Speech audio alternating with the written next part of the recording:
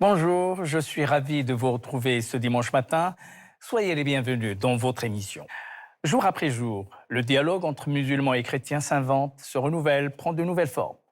À travers les rencontres, projets communs, gestes de fraternité, il témoigne d'un désir partagé de mieux se comprendre. Nous vous proposons un tour d'horizon de ces initiatives qui construisent des ponts au quotidien. Et à ceux qui labourent le terrain, à la recherche de la moindre occasion pour connaître l'autre. Walid Meziti appartient à une communauté de musulmans à Massy, en région parisienne, qui travaille à la consolidation des relations islamo-chrétiennes.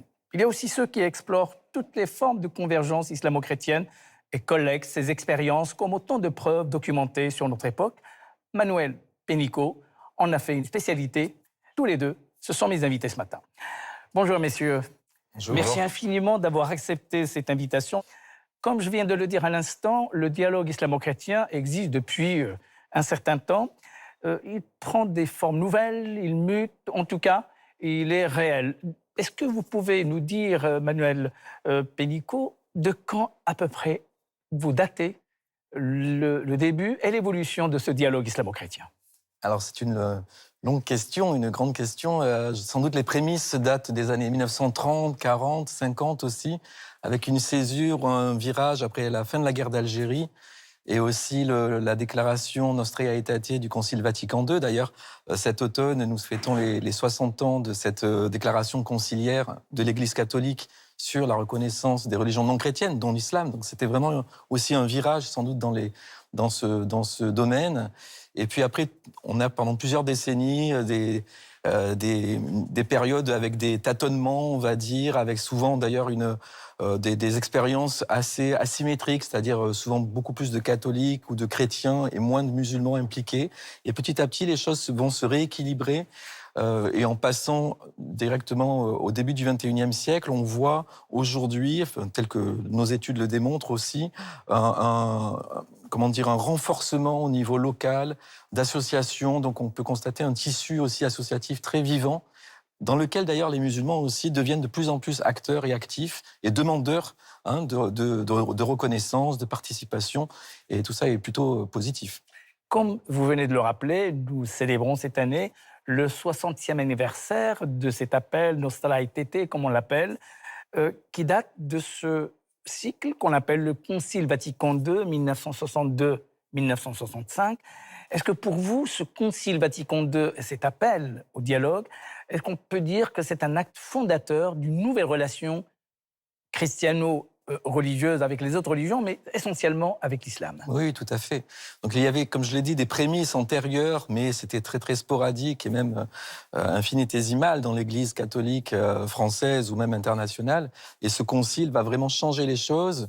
Et au niveau français, par exemple, il y a eu en 1974, dans la foulée du concile, la création du SRI, c'est-à-dire le secrétariat des relations avec l'islam, dont on a fêté donc les 50 ans l'an dernier en France. Et depuis, l'Église, en tout cas plutôt catholique évidemment, s'est beaucoup investie. Et même si au début, il y avait beaucoup de résistance interne aussi, chez les chrétiens, il faut ne pas le cacher, ne pas l'oublier. On voit qu'avec d'ailleurs le pontificat du pape François, à partir de 2013, il a eu une action très ouverte et inclusive envers les musulmans, jusqu'en promouvant cette déclaration sur la fraternité humaine avec le grand imam d'Al-Azhar en 2019. Donc voilà, des actes fondateurs, des piliers, au niveau institutionnel et même politique. Et on voit aussi que par le bas, du coup, au niveau local, comme je l'ai dit, beaucoup d'initiatives émergent ici et là, et pas seulement dans les grandes villes, c'est ça qu'il faut vraiment dire, dans des régions, dans des localités, en province, etc. Et que tout cela converge aussi et forme un tissu, justement, qui promeuve la rencontre, justement. Précisément, Walid Meziti, vous êtes un acteur du terrain. Je rappelle que vous êtes responsable du secteur jeunesse à la mosquée de Massy. Vous êtes vous-même acteur, militant de ce dialogue. À quel moment vous avez pris conscience, vous personnellement, de la nécessité de ce dialogue islamo-chrétien? En fait, c'est que, vous savez, depuis qu'on est jeune, on nous parle des chrétiens, des musulmans et d'autres religions. Et c'est vrai qu'on a toujours eu un regard extérieur, en fait. On a toujours eu ce regard en tant que musulmans, les chrétiens, ce sont nos frères, les juifs, ce sont nos frères aussi. Et puis au bout d'un moment, en fait, en arrivant à la mosquée, en fréquentant de plus en plus la mosquée, on m'a proposé, on m'a dit, bah, qu'est-ce que tu dirais d'aller à Thésée, en fait? Je me suis dit, bah, Thésée, ok, bah, je connaissais pas forcément. Moi qui suis jeune musulman et jeune Je responsable. rappelle que Thésée, c'est une ville qui se trouve en Saône-et-Loire, C'est ça. en Bourgogne. C'est une ville, effectivement, connue pour cette activité, notamment du dialogue. Et C'est ça. ensuite, Donc je dis, bah, ok, bah, j'y vais, il n'y a pas de problème. Et puis après, en fait, quand j'arrive là-bas, bah, je découvre en fait vraiment un havre de paix. Je découvre bah, des gens que vous connaissez pas, qui vous accueillent comme si on se connaissait depuis des années. Un amour fraternel qui est vraiment impressionnant et incroyable, en fait. Et franchement, honnêtement, ça fait depuis bientôt 4 ans qu'on y va. Et plus les années avancent, plus on a de plus en plus de musulmans qui ont hâte d'y aller. Et qui, justement, anticipent leur congé annuel pour pouvoir poser spécialement cette semaine-là, en fait. Et on voit qu'en fait, le dialogue est vraiment devenu essentiel du côté des musulmans. quels sont les thèmes que vous abordez à Thésée entre jeunes musulmans, jeunes chrétiens? Vous parlez de quoi? Vous traitez de quoi? Comment décrivez-moi une journée à Thésée. Bah, alors, la journée à Thésée commence déjà par la prière du Fajr, du coup. Là où, franchement, c'est cette journée, hein, enfin, la journée commence vraiment magnifiquement bien. Très tôt, ça commence très tôt. Très tôt. Et surtout, ce qu'il faut noter, c'est que les chrétiens se lèvent le matin pour venir assister à cette prière. Donc, c'est quelque chose déjà assez surprenant pour nous. Donc, non, ça commence par la prière du Fajr, du coup, avec une prière, un moment de communion aussi avec les chrétiens, du coup, qui viennent assister à cette prière. Ensuite, bah, du coup, nous, on se recouche, bien évidemment, pour aller un peu se reposer, parce que la journée est assez sportive. Ensuite, à 8h, il y a la prière des chrétiens, où les musulmans peuvent assister. Suivi de cette prière, il y a le petit déjeuner, du coup. Ensuite, le petit déjeuner, du coup, on a le moment un peu d'échange qui est fait. Et du coup, à peu près vers entre 10h et midi. Donc, on a du coup le prêtre et l'imam qui vont lire des textes religieux sur un thème commun. Donc, l'imam en lien avec le Coran et le prêtre en lien avec la Bible. Enfin, le frère plutôt, du coup. Et en fait, ce qui se passe, c'est qu'après, derrière, il y a des questions qui émanent de ces textes-là.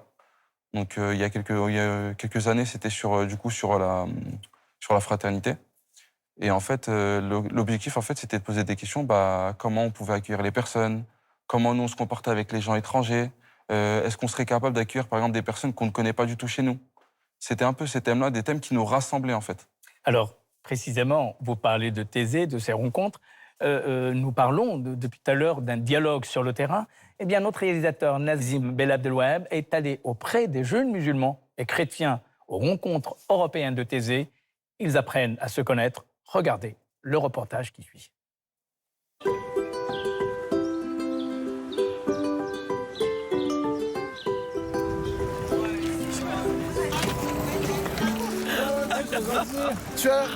Tu as le bonjour de ton frère. Ah oui. Alors bienvenue à Lille, Paris et puis Massy. Magnifique. Hein. Des Bonjour retrouvailles tout le monde. chaleureuses à la hauteur des attentes que suscite cette semaine d'amitié islamo-chrétienne de Thésée, à 400 km de Paris, en plein cœur de la campagne bourguignonne. Des jeunes croyants des deux religions cultivent pour la 8e édition une confiance mutuelle, une bulle de dialogue et de respect patiemment construite. Je dis c'est un très très beau signe de vous voir ici et on vous souhaite vraiment des très très belles journées. Merci beaucoup. Il y avait Chloé, je sais pas si c'est possible de la mettre dans le groupe aussi. Elle est chrétienne. Ouais, c'est possible. Trop bien. Allez. Médecin, il regarde. Tu peux le... C'est vous, Chloé? Oui, c'est moi, Chloé. Ah, merci. Médecin, il regarde. Tu peux le... Étudiante à Sciences Po Lille, Inès Zeknini revient ici pour la 2e fois. Petit à petit, au fil des années, il y a des amitiés, des liens forts qui se sont tissés. Nous avons des choses à recevoir les uns des autres. Chaque matin, elle assiste aux réflexions qui donnent le là de la journée, autour de l'imam de Massy et d'un frère de Thésée. Cette année, le thème est l'espérance. Allons coller une définition à l'espérance et distinguons espérance et espoir. Sourates, hadiths, évangiles et Bible nourrissent leurs paroles. Nous vous invitons à poursuivre maintenant la réflexion et l'échange en petits groupes comme ils ont été constitués hier. Inès retrouve son groupe dans lequel figure Noélie, rencontrée l'année précédente. Chacune et chacun partage son vécu pour mieux étayer sa vision de l'espérance. Vas-y, on se met juste derrière le carré. Moi, quand j'étais petite fille, mes rêves étaient des trucs très utopiques sur le monde, la vie. Souhaiter que chaque enfant ait accès à l'éducation, aux soins, tout ça. Souhaiter que chacun puisse s'aimer. Je pense aussi, en tant que catholique, il y a cette valeur de l'amour, elle est très très forte.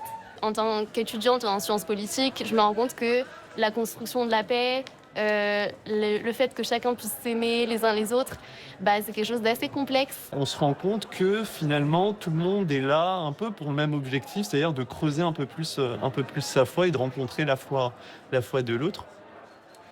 Faire de l'interreligieux, c'est avant tout un acte engagé, parce que voilà, on vit dans une société à l'échelle française, à l'échelle européenne, on est de plus en plus fragilisés dans nos liens. C'est incroyable comment on se rapproche tous individuellement de Dieu à Thésée. Enfin, pour moi, c'était vraiment ce qu'on appelle en arabe l'ihtikaf. Ça s'appelle une retraite spirituelle. C'est vraiment un havre de paix, Thésée. Enfin, c'est un endroit où même, en tant que musulmane, je me sens tellement bien entourée. Et comme le disait Makia aussi, il y a tellement de bienveillance, mais naturelle de la part de tout le monde. On ne se connaît pas, mais on engage dans des discussions super méditatives, etc. Donc ouais, moi, je veux vraiment le routiniser de venir à Thésée, parce que vraiment, je pense que c'est un pas vers l'autre à faire en tant que religieux, et au-delà de ça, bien sûr, des valeurs d'humanisme qu'on partage tous, quoi.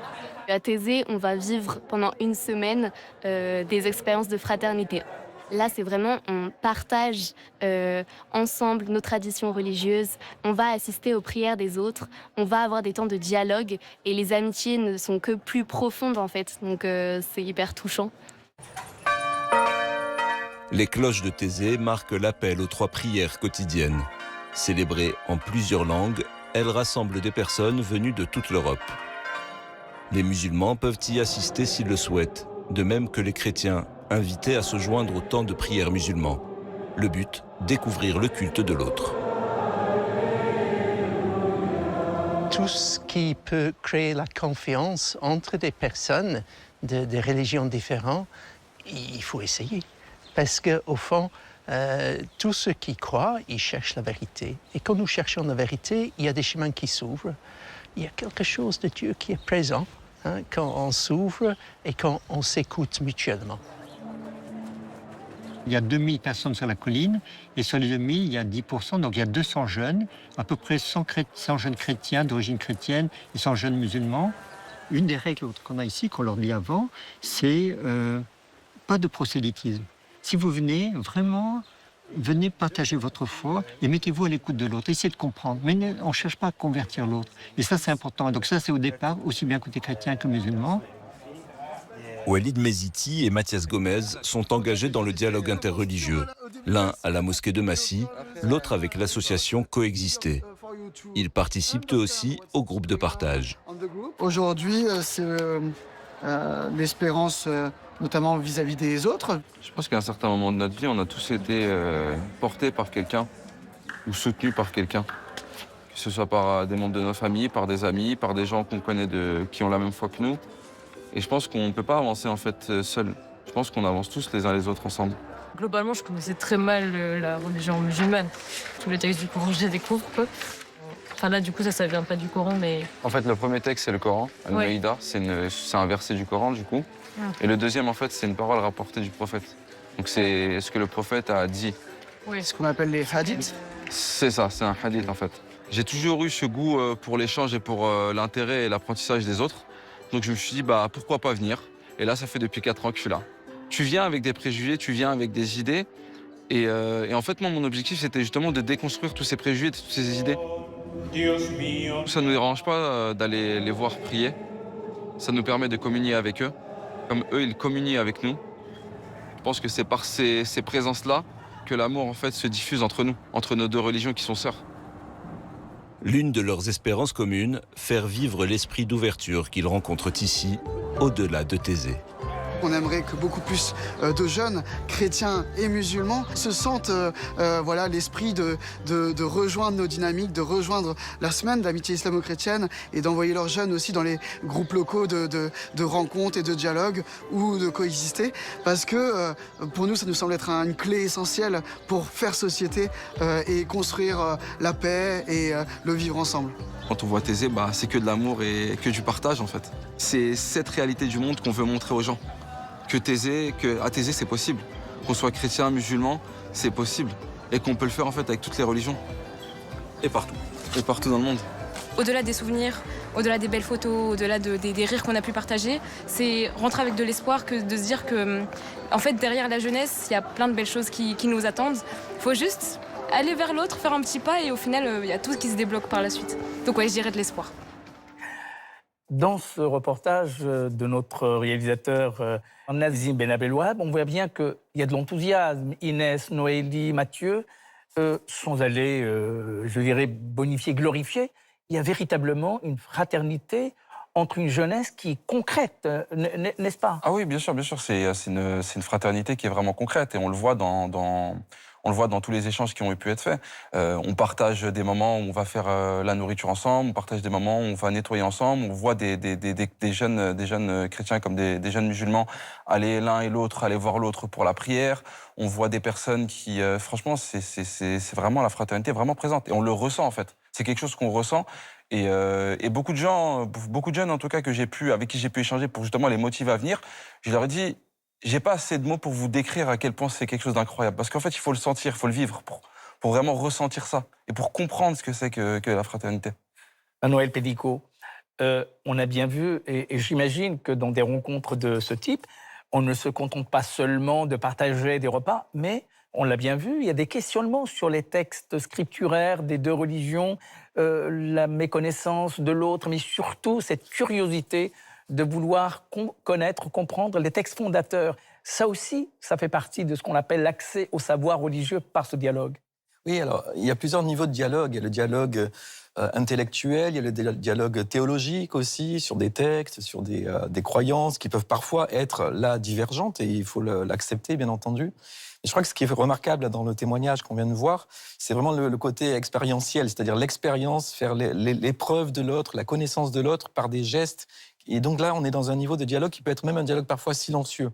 Donc c'est un peu un oxymore, mais un dialogue où on n'a pas besoin de parler, il suffit simplement d'être ensemble, de se côtoyer, d'avoir des gestes simples, rythmés dans la journée. Parfois, c'est marcher ensemble, parfois, c'est simplement être ensemble, cela suffit.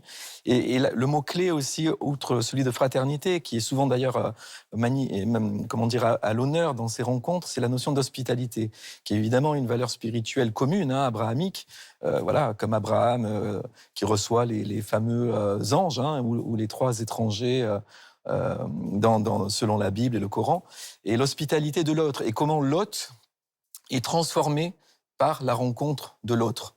Sachant qu'en plus, en français, il y a cette polysémie de la notion d'hôte qui est à la fois celui qui reçoit et celui qui est reçu. Donc, c'est-à-dire que il y a une dialectique entre les deux, et c'est-à-dire que les chrétiens qui vous reçoivent, eux-mêmes sont transformés, et vous-même, vous êtes transformés et enrichis mutuellement. Et là, l'hospitalité est vraiment un moteur, je pense, d'humanité et de rencontre, avec malheureusement, j'allais dire, mais c'est presque intrinsèque, son antithèse, qui est l'hostilité. Et parfois, la relation à l'autre peut glisser vers l'hostilité, et justement, on a besoin d'initiatives ou de lieux ou de moments partagés pour vivre et ressentir cette hospitalité. Alors, il y a évidemment Thésée, dont on vient de parler et dont on a regardé ce reportage, mais il y a aussi beaucoup d'événements qui se passent localement. Je prends un exemple, cet événement qui a été fondé il y a 70 ans par Louis Massignon, le grand penseur Louis Massignon, qui est aussi un moment de rencontre. Parlez-nous justement de cet événement en Bretagne. En effet, donc c'est sans doute l'une des premières œuvres, on va dire, de dialogue islamo-chrétien, avant même que le mot de dialogue n'existe, puisque c'était avant ce fameux concile de Vatican II. Donc en 1954 et 1955, donc au moment de la guerre d'Algérie, Louis Massignon, qui était à la fois professeur au Collège de France, mais aussi catholique et prêtre d'ailleurs à ce moment-là, mais amoureux de l'islam, et lui-même avait été d'ailleurs qualifié de catholique musulman par un pape précédemment, a eu l'idée d'inviter des musulmans dans un pèlerinage catholique en Bretagne dédié aux 7 dormants d'Éphèse, qui sont dans le Coran, les gens de la caverne de la sourate 18. Vous savez, ces fameux dormeurs, 3, 5 ou 7, avec leurs chiens, qui ont ressuscité, ou qui ont dormi plusieurs siècles. Et Louis Massignon a l'intuition, vraiment avant-gardiste à ce moment-là, pour promouvoir, non pas le dialogue, mais la réconciliation, disait-il, des enfants d'Abraham, l'idée d'inviter des musulmans à venir dans ce pèlerinage-là. Et cet événement existe, d'ailleurs, après Thésée, donc c'est à chaque fois à peu près vers fin juillet, donc ça fait 70 ans que ce pèlerinage attire des chrétiens et des musulmans, dans un contexte rural, assez simple aussi. Il y a des temps de dialogue et de discussion et de témoignages d'ailleurs, mais il y a aussi vraiment la dimension spirituelle, de prière, de partage, de manger ensemble aussi, qui fait vraiment, je pense, la chair et la dimension organique du dialogue. Parce que sans doute qu'un dialogue qui n'est qu'intellectuel ou que théologique est réservé à une certaine élite, alors que ce qui est important, c'est quand chacun peut le ressentir et l'éprouver intérieurement. Et les musulmans de Massy, qu'est-ce que vous faites? Qu'est-ce que vous organisez pour accueillir? Là, on vient de parler de Thésée, de la Bretagne. Et les musulmans de Massy, qu'est-ce que vous organisez? Et quels sont les thèmes sur lesquels vous regroupez les invités? Et vous parlez de quoi, finalement? Là, en fait, du coup, au niveau des musulmans de Massy, on est, la mosquée, en tout cas, de Massy est investie dans un collectif qui s'appelle le collectif Abraham. Donc, où du coup, les chrétiens et les juifs aussi sont présents. Et il y a des échanges qui sont faits sur vivre ensemble dans la paix, en tout cas, comment vivre en fait ensemble et aussi en paix, parce qu'on voit qu'actuellement, malheureusement, dans le monde, il y a beaucoup de difficultés dans certaines régions du monde où c'est compliqué de vivre ensemble. Et nous, en tout cas, on essaye de porter cet espoir-là avec cette association-là qui permet justement de pouvoir dialoguer, discuter, échanger. Donc c'est vraiment avoir une continuité de ce qu'on fait à Thésée, mais avec ce collectif. Pourtant, le monde dans lequel nous vivons est le contraire de ces manifestations, de ces événements de convivialité, de rencontres, de fraternisation. L'exemple de la Terre Sainte en ce moment est véritablement le point d'achoppement, une crise mondiale. Et pourtant, ce dialogue n'est pas interrompu. Bien au contraire, il connaît même, en tout cas c'est ce qui nous semble être le cas, une mutation qualitative dans la rencontre islamo-chrétienne. Est-ce que vous le constatez vous aussi, Manuel Pénicaud? Oui, comme je l'ai dit, je crois qu'on voit l'émergence de nombreuses initiatives. Il y a quelques décennies, c'était encore sporadique et c'était dans des grandes villes, je le répète. Et désormais, on sent vraiment aussi, même du côté musulman, je pense que c'est les jeunes générations qui s'engagent. On le voyait dans le reportage précédemment. Et c'est ça, sans doute, je crois, pour Thésée, où je ne suis jamais allé, mais du coup, ça me donne envie d'aller. Y aller, hein. Mais on voit que c'est la jeunesse. Vous êtes invité. Hein. Voilà. C'est la jeunesse qui s'empare de ces questions. Parfois, jusqu'à maintenant, les associations de dialogue, c'était souvent des gens d'un certain âge, on va dire, parfois retraités. Et là, le fait que ça prenne par la jeunesse, je trouve que c'est vraiment un message d'espoir aussi. Est-ce que vous trouvez des difficultés à cause de l'actualité, à cause de parfois des éléments extrêmement dramatiques, par exemple les attentats terroristes que nous avons connus en France, ou qui avaient visé justement même des lieux de culte chrétien? Est-ce que malgré tout cela, la volonté d'avancer, la volonté de construire, la volonté de fraterniser n'a jamais été démentie pour vous? Non, malgré tous les problèmes qu'on peut connaître dans le monde, et on espère en tout cas qu'on arrivera à une paix, parce que je pense que c'est possible. En France, on arrive bien évidemment à vivre ensemble, malgré les différentes pensées religieuses, idées, on arrive quand même à le faire. Il y a eu quelques difficultés. On se rend compte qu'aujourd'hui, malheureusement, le problème vient des personnes qui sont ignorantes. Le souci qui se pose, c'est qu'en France, beaucoup de personnes ne connaissent pas, et c'est vrai que quand on arrive à Thésée, nous ne connaissons pas la religion chrétienne, en fait. On sait qu'il y a certains rites qu'on connaît, Noël, la Pentecôte, Pâques, mais on ne connaît pas leurs prières, on ne sait pas comment ils fonctionnent, on ne sait pas comment ils font les choses, comme eux ne nous connaissent pas. Et en fait, quand on apprend à les connaître, en fait, c'est là où on se rend compte en fait, qu'ils ne sont pas si différents que nous, en fait. Il n'y a pas une grande différence entre eux et nous, en fait. Et ce sont ces rencontres qui rendent possible non seulement le vivre ensemble, mais la connaissance, la compréhension de l'autre. Manuel Pénicaud, rapidement, est-ce que vous pouvez nous parler de cette exposition qui a lieu à la Villa Médicis autour des lieux saints partagés et des interactions interreligieuses? De quoi il s'agit exactement? Alors, cette exposition s'appelle Lieux saints partagés, avait été créée en 2015 au Mucem à Marseille et parle des lieux, des sanctuaires qui sont fréquentés par des fidèles de religions différentes, que ce soit des chrétiens, des juifs et des musulmans, que ce soit potentiellement en Terre Sainte, mais aussi, par exemple, à Lourdes ou à Notre-Dame-de-la-Garde à Marseille, des musulmans et des musulmanes vont visiter le lieu et parfois faire des prières sans se convertir. C'est vraiment fondamental de le dire. Et donc là, c'est une grande exposition qui dure jusqu'au mois de janvier et qui parle de tous ces phénomènes à l'échelle de la Méditerranée au cours des siècles jusqu'à aujourd'hui et qui contribue à la meilleure connaissance de l'autre religieux, et participe aussi à cet enseignement du fait religieux qui fait bien défaut aujourd'hui en France, et on espère du coup y contribuer. On reviendra dans une prochaine émission sur cet événement. Avant de conclure, prenons un instant pour votre rendez-vous habituel avec le Coran, suivi d'un conte d'un Fantadramé dans Esprit et Lumière. Bismillahirrahmanirrahim. هو الله الذي لا إله إلا هو عالم الغيب والشهادة هو الرحمن الرحيم هو الله الذي لا إله إلا هو الملك القدوس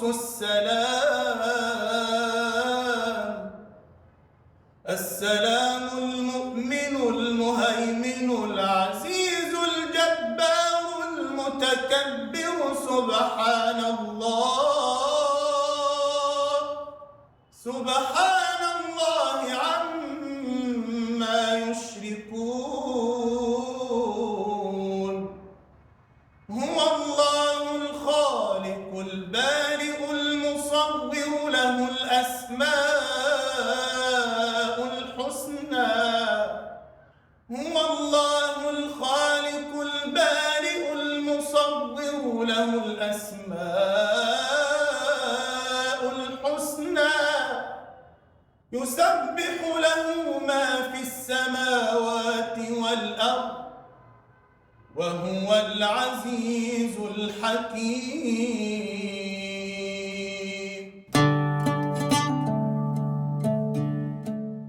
Moulay Nasruddin est en train de rire avec le prêtre du village. Un jeune homme, visiblement troublé, s'approche et lui dit « Moulay, je suis musulman comme toi. Je ne comprends pas pourquoi nous devrions aimer et respecter les chrétiens. Ils ne partagent pas notre foi. » « Laisse-moi te raconter une histoire, répond Nasruddin. Il y avait une fois un homme qui avait un verger dont il prenait grand soin. Des arbres de toutes sortes y poussaient, donnant des fruits magnifiques. Un jour, un voisin lui demanda « Pourquoi soignes-tu tous ces arbres? Ne pourrais-tu pas te concentrer sur un seul, celui que tu préfères, et abandonner les autres ?» L'homme sourit et répondit « Chaque arbre est différent. Certains me donnent des pommes, d'autres des oranges ou des olives. Mais tous, malgré leur variété, nourrissent ma famille. Si je ne prenais soin que d'un seul, je perdrais la richesse que me donnent les autres. De la même manière, conclut Nasruddin, Dieu a planté sur terre différentes croyances, différents peuples, et chacun apporte quelque chose d'unique. Respecter et aimer nos frères chrétiens, c'est honorer la diversité que Dieu a créée. Leurs actes de bonté, de foi et de compassion enrichissent le monde. L'amour dépasse les frontières des croyances. Ce qui compte, c'est l'humanité que nous partageons tous.